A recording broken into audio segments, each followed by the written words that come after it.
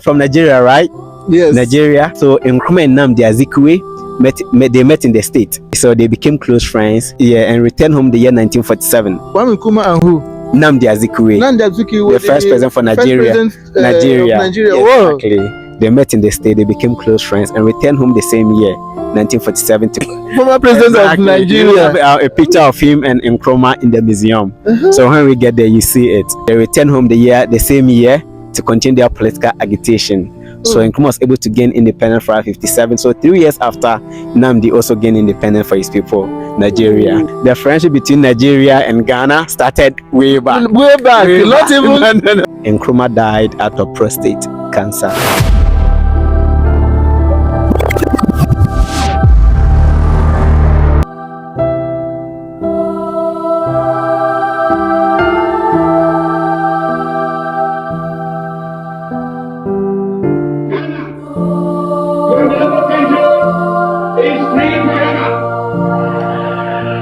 To Kwame Nkrumah Memorial Park and Museum, a tribute to Dr. Kwame Nkrumah, a visionary leader who led Ghana into independence and championed African unity. I want to take you from the beginning where I started. I want to show you from the entrance, guys. We also get a tour guide that's going to explain to us everything we need to know about Kwame Nkrumah and this memorial park. Here is the reception. Here will be the starting point. You can see how beautiful everywhere looks. Very nice, serene. We'll go there and take our tickets.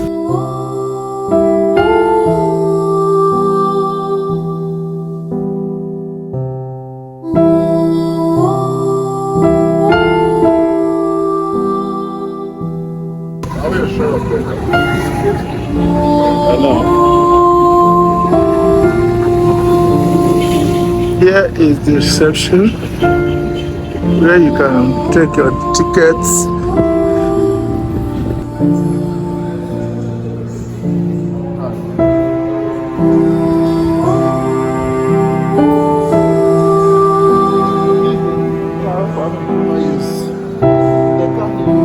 This is the car that Kwame Nkrumah used during his regime. Still neat, very nice. Oh my God.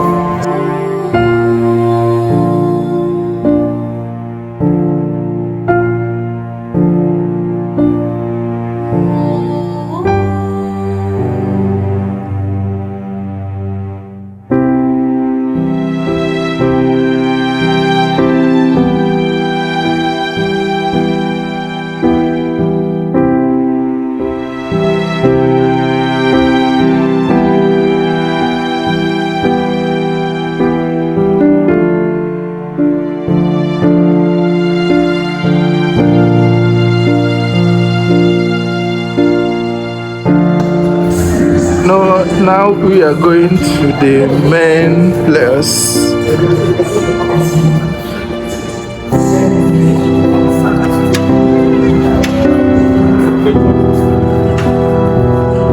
Here is the park.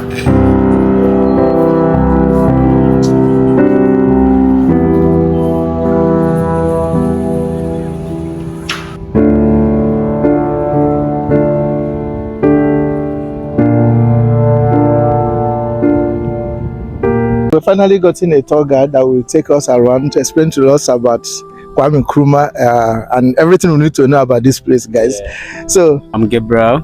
Okay. So I'll be your guide. So before we start with the tour, I want to give a brief history before we start. So you are welcome to Kwame Nkrumah Memorial Park. Thank you. So the ground you see here used to be the British polo ground. It was for the Apollo Games, where we Ghanaians as blacks were not allowed in here. So Ghanaians were not allowed in exactly here. Exactly. That's the reason why Nkrumah decided to declare the independence of Ghana on this same park in the year 1957, 7th of March, when independence was granted to him. So Ghana was the first black African country on the Sub-Sahara to gain its independence. The name Ghana was Gold Coast.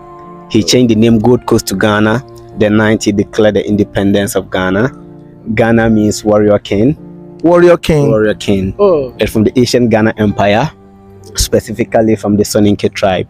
Yeah. So this man we are talking about was born as a Ghanaian in the year 1909 in a village called Nkrumah, located at the western part of Ghana.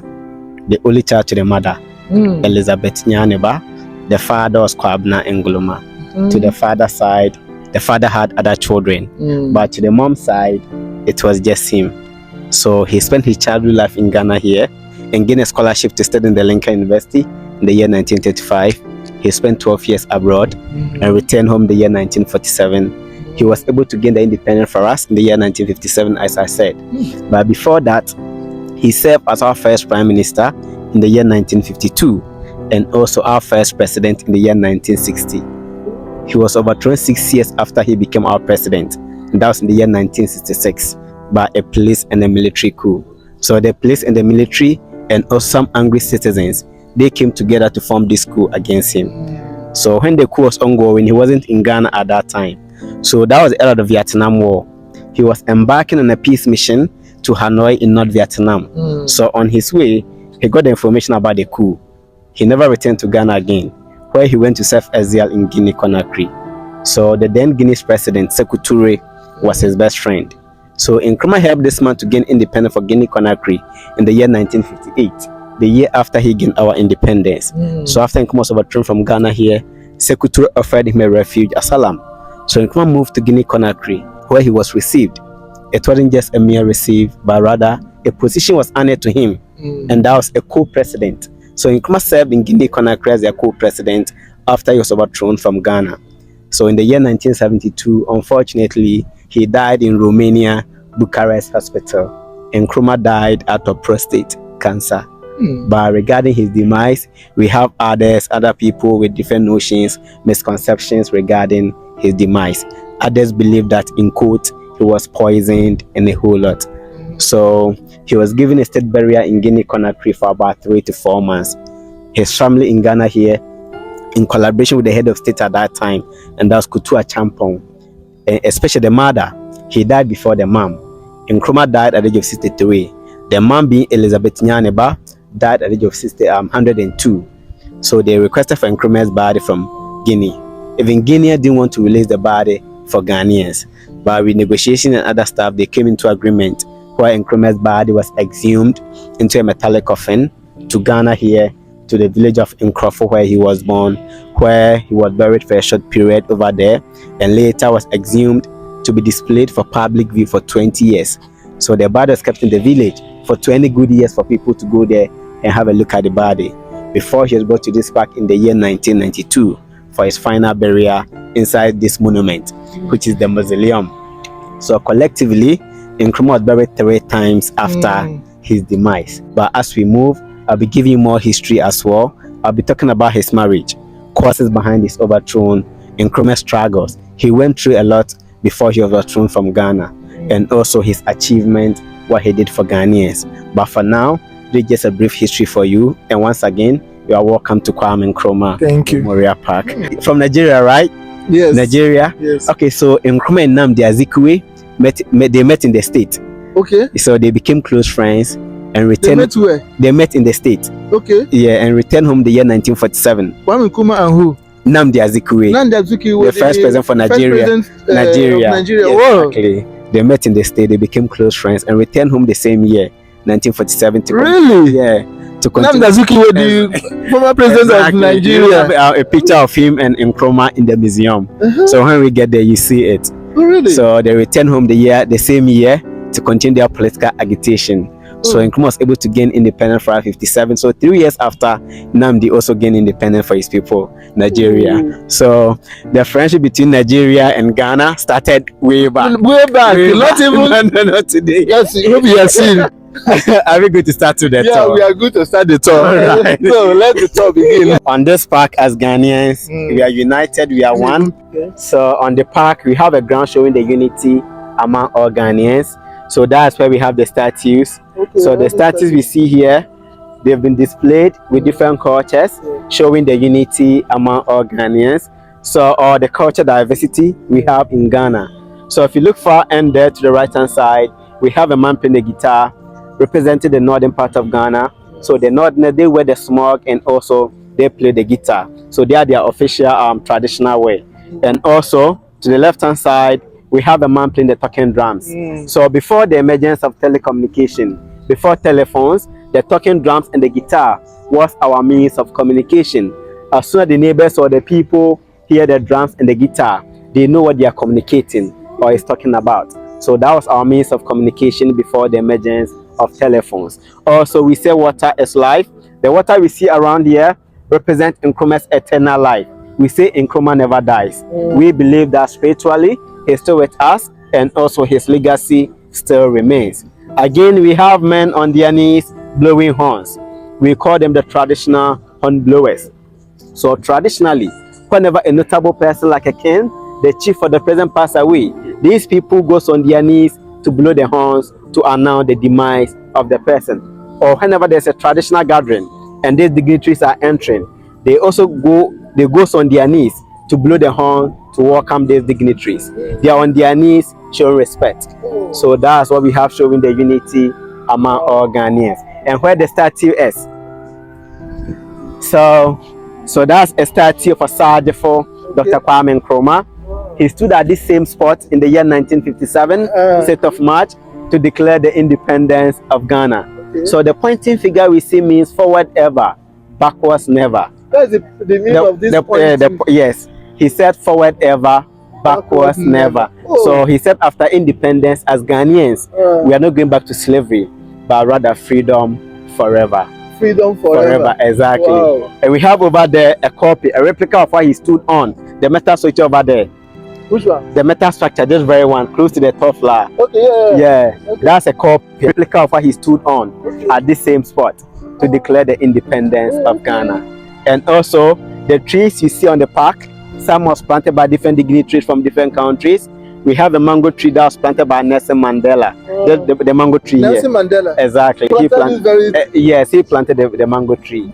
After he was released from prison in the year 1991, he paid a visit to the park, he planted the mango tree. I see. And also, as I said, Nkrumah was buried 3 times after his demise. So this is the monument he was buried in finally. Okay, this is the monument. Yeah, which is the mausoleum. Okay. So the monument you see, it has meanings. It was made with Italian marbles by a Ghanaian architect called an Arta. So the first meaning of this monument is that if you look from the base, the down part to the top, it looks like a tree, a trunk of a tree, or a tree that has been cut short. So the tree stands for Nkrumah's main vision. So his main vision was to unite, to liberate, to bring all Africans together. But because this man wasn't able or wasn't allowed to achieve his vision, the tree wasn't allowed to grow. But rather, the tree was cut short, meaning that Nkrumah's vision was cut short. And the second meaning is that if you look from the top to the base to the edges, it looks like an upside down sword. A sword that has been turned upside down. So we have the sword here. This is the sword. We have the sword here, but this one has different design.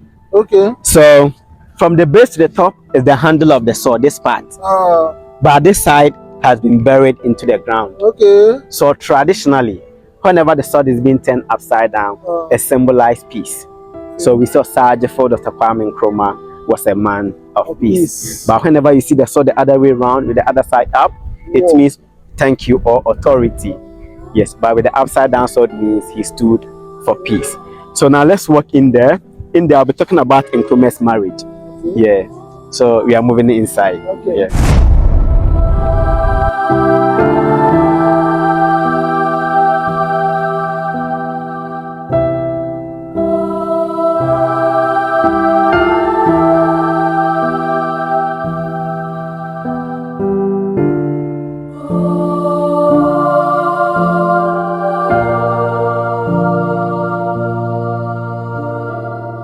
Where we are now is the final burial place of Asajifo, Dr. Kwame Nkrumah, the man who said, and I quote, that the independence of Ghana is meaningless unless it is linked up with the total liberation of the African continent.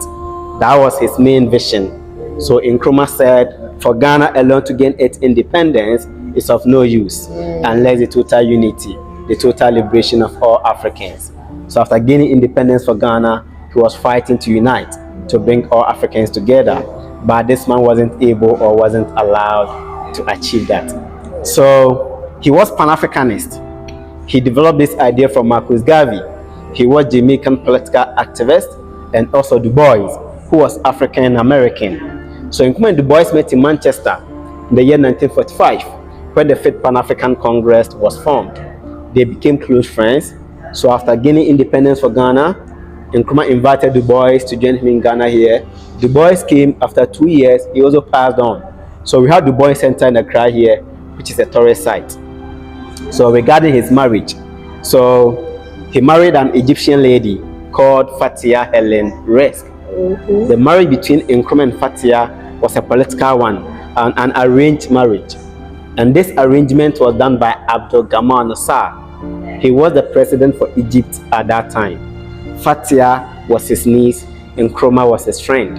Nkrumah and Fatia didn't know each other, but after they met, they loved each other. They gave birth to three.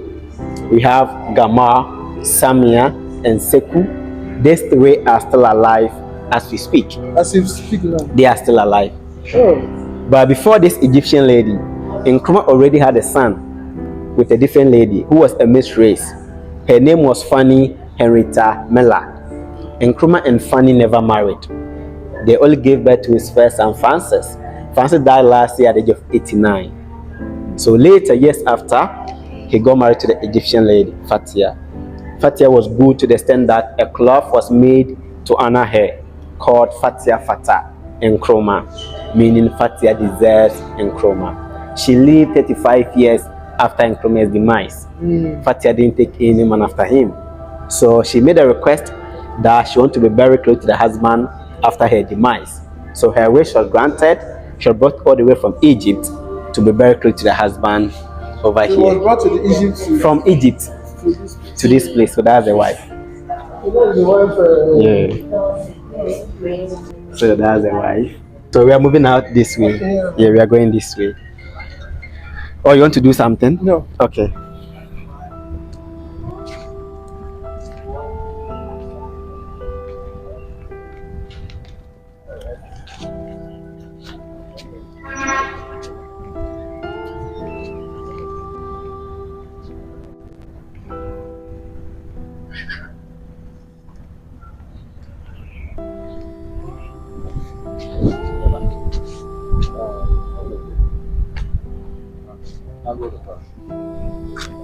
So where we are now, we have a broken statue, a vandalized statue of a Sajafo, Dr. Kwame Nkrumah. So the broken statue we see here used to be a complete one, mounted at the old Parliament House just across the street. So we learned when this coup was ongoing, the year 1966, Nkrumah wasn't in Ghana at that time. So this angry mob that replaced the military and also some angry citizens, they decided to attack the statue just to demonstrate to Nkrumah that if he was to be in Ghana when the coup was ongoing, how we see this broken statue, the vandalized statue over here, is what they would have done to him. But he wasn't in Ghana at that time. So a patriotic person, someone who loved Nkrumah and his party, picked up the head when the coup was ongoing. This person kept the head for 43 good years and returned it to the park in the year 2009. But to this person, he or she doesn't want to be known. So as we speak, the person who brought this head to the park, we don't have any information about the person. The body was brought to the park by the National Museum. So that's the history behind the broken statue we see here. Also, we have a tunnel on the park, a tunnel that talks about Nkrumah's life and also explain his ideology, his philosophy, Nkrumahism, conscientism. That was Nkrumah's philosophy. The tunnel talks about his philosophy. He also talks about his life. So before we walk out from this tunnel, you have full knowledge or understanding about how his life came about. I'll be talking about the causes behind the coup, the reasons why Nkrumah was overthrown. I'll be talking about that in there. Are we good? All right, so we are moving inside. Yeah.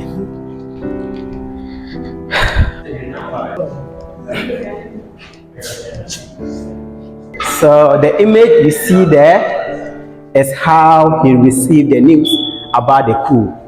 This was when he heard about the coup. Nkrumah wasn't in Ghana and he never returned until he passed away. So this was Nkrumah's mood he wasn't happy at all. So we have over here his favorite walking stick. This walking stick is in the main museum. So when we get there, you see it. So that's the image. And behind you is a game he played. That's Mancala, a game Nkrumah played when he was alive. Yes. Are you, or we call it Owari in our local language. Yeah. In short. That's, is it which tribe? Igbo. Oh, nice. Also, he gained a scholarship to study in the Lincoln University in the year 1935. And Nkrumah joined a fraternity over there, and that was the Phi Beta Sigma fraternity. So they were brothers and sisters. So you have the citations from Lincoln University, to be specific, that fraternity. Yeah. Let's come to this screen.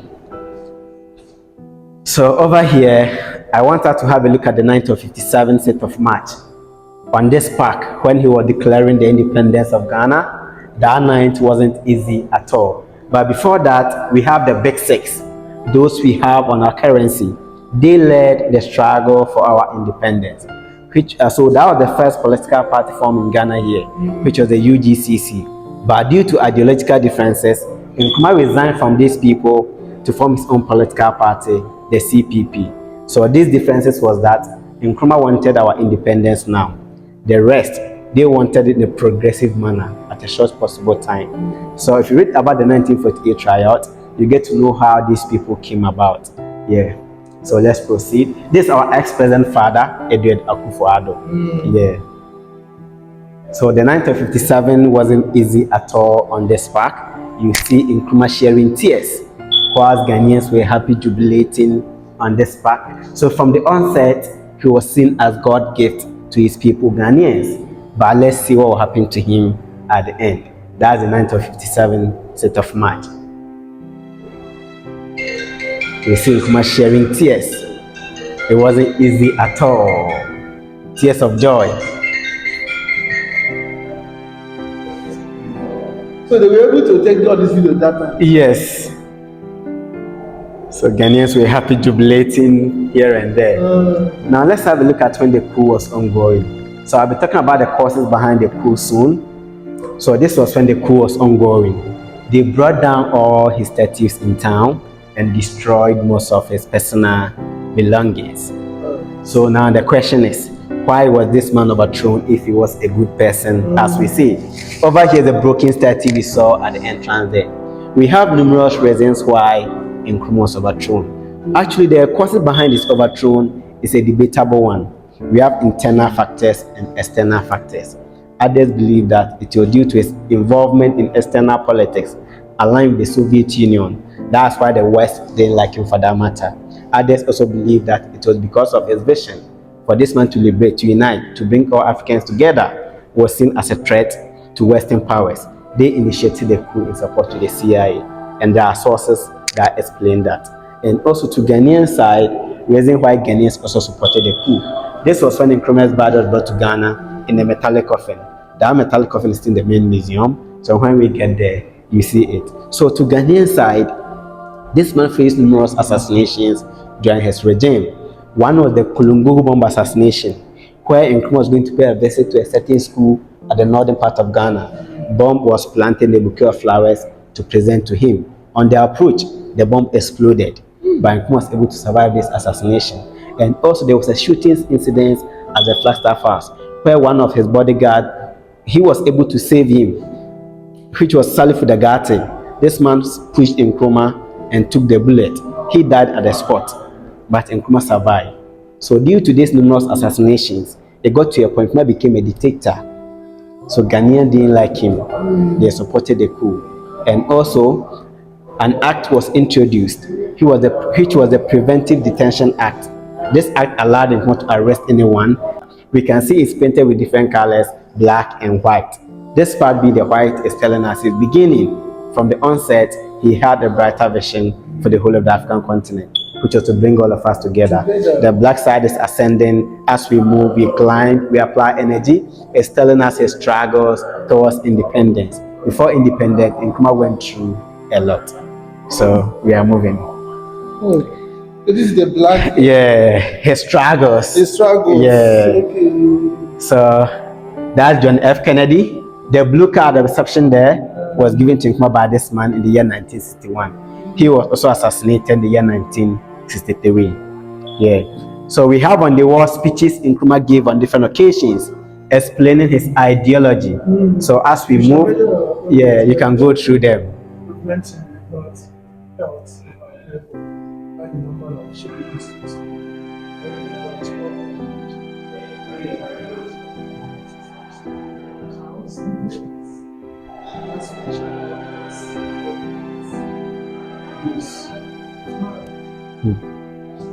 These are the speech he gave, yeah. So as I said, it explained his philosophy, his ideology, what his main intentions was about. Yes.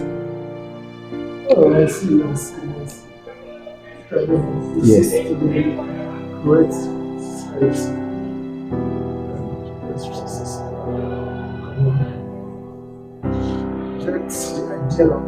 Selfish gain as an end in itself. Nkrumah had a lot to offer, but he couldn't. So the night he was declaring the independence of Ghana, and what he said that night, Nkrumah said, "Ghana, your beloved country, is free forever. And also, at long last, the battle has ended." That's what he said. Yeah. It's on the internet. You get videos.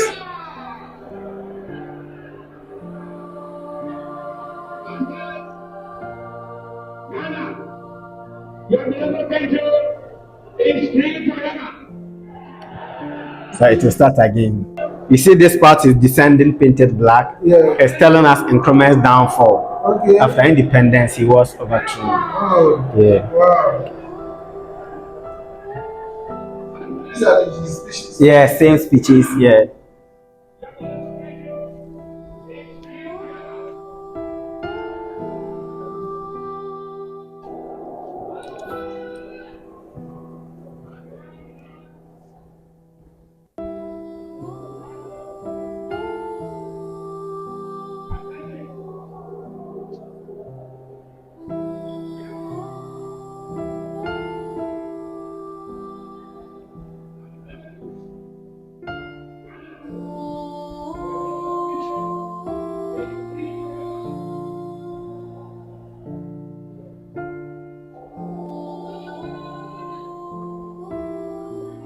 Is that him? So that's Nkrumah and Patrice Lumumba.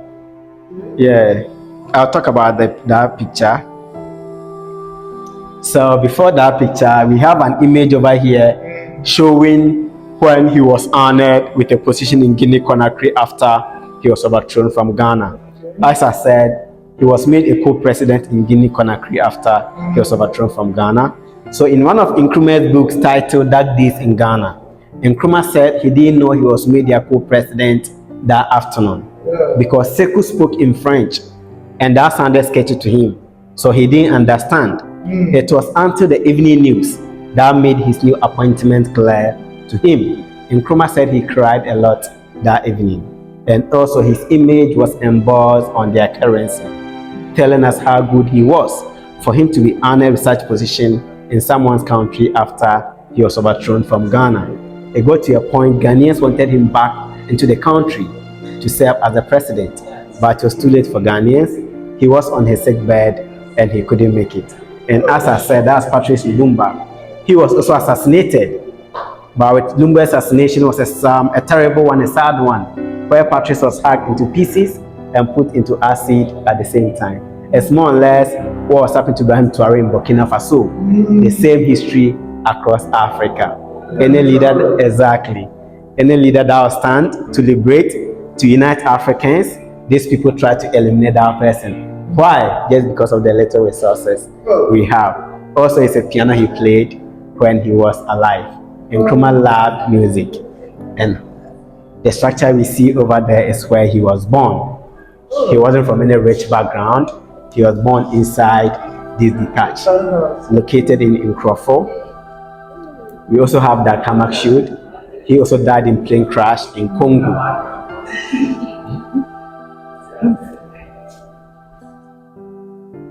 So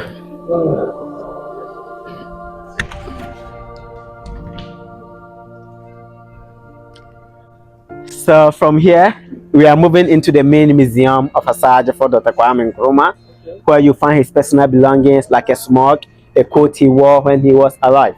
Nkrumah wrote a book that also contributed to his overthrow, titled Neocolonialism, The Last Stage of Imperialism. You know, Nkrumah was against imperialists, that's colonialism. He criticized these people in the book. After the book was read, the book was banned. We have the showcase in there. In there, unfortunately, pictures or videos are not allowed. All right. For copyright, yeah, they're trying to prevent copyright. Last place, Okay. and it's the Freedom Wall.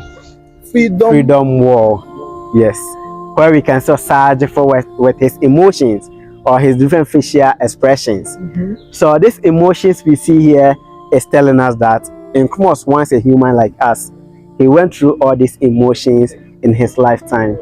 Also, we have on top of the wall the colors of our Ghana flag. The red stands for the blood our forefathers shed for our freedom, our independence. The yellow stands for our minerals. That are the gold, the diamond, the bauxite, etc. And also the green stands for our vegetation, which is the forest.